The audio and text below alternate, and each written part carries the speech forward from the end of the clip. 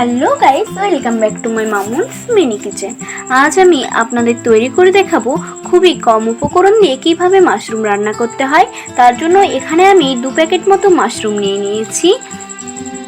মাশরুমের গায়ে প্রচুর নোংরা লেগে থাকার জন্য এগুলোকে আমি জল দিয়ে ভালোভাবে ওয়াশ করে নেব। আপনারা দেখতেই পাচ্ছেন মাশরুমকে আমি খুব সুন্দরভাবে ধুয়ে নিয়েছি। এবার এইগুলোকে আমি খুব সুন্দরভাবে কেটে নেব। আর আপনারা যদি আমার চ্যানেলে নতুন হয়ে থাকেন তাহলে অবশ্যই আমার চ্যানেলটিকে সাবস্ক্রাইব করে দিয়ে পাশে থাকা অল বেল আইকনটিকে প্রেস করে দিবেন।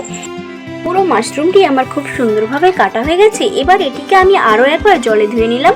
এবার কড়াইতে কিছুটা তেল দিয়ে দিলাম, তার উপর তুলে দিলাম কেটে রাখা মাশরুমগুলোকে।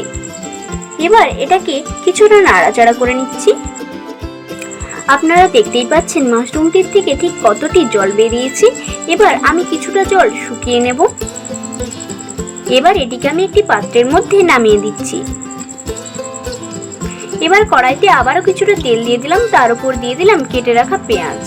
পেঁয়াজটাকে কিছুটা নাড়াচাড়া করে ভেজে নিতে হবে। পেঁয়াজ কিছুটা ভাজা হলে তার উপর দিয়ে দিচ্ছি রসুন বাটা ও আদা বাটা। এবার রসুন ও আদাটাকেও খুব ভালোভাবে পেঁয়াজের সাথে ভেজে নিতে হবে। এবার এর উপর একে একে দিয়ে দিলাম লঙ্কার গুঁড়ো, হলুদের গুঁড়ো, 2 চামচ মতো জিরের গুঁড়ো ও স্বাদ মতো লবণ। এবার সমস্ত কিছুকে খুব ভালোভাবে ভেজে নিচ্ছি। এবার এর উপর দিয়ে দিলাম কিছুটা টমেটো কুচি। আবারও সমস্ত কিছুকে মিশিয়ে নিচ্ছি। এবার গ্রেভি করার জন্য আমি এর উপর দিয়ে দিলাম 1 বাটি মতো জল।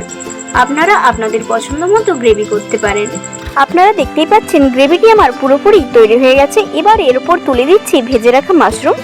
এবার মাশরুমটিকে আমি গ্রেভির সাথে খুব ভালোভাবে মিশিয়ে নিচ্ছি। এবার উপর থেকে ছড়িয়ে দিচ্ছি এভারেস্টের মিট মশলা। এবার সমস্ত কিছুকে খুব ভালোভাবে মিশিয়ে কিছুক্ষণ ফুটিয়ে নামিয়ে নিলে রেডি আমাদের মাশরুমের রেসিপি। আমার ভিডিও যদি আপনাদের ভালো লেগে থাকে তাহলে অবশ্যই একটি লাইক, কমেন্ট এবং শেয়ার করে দিবেন।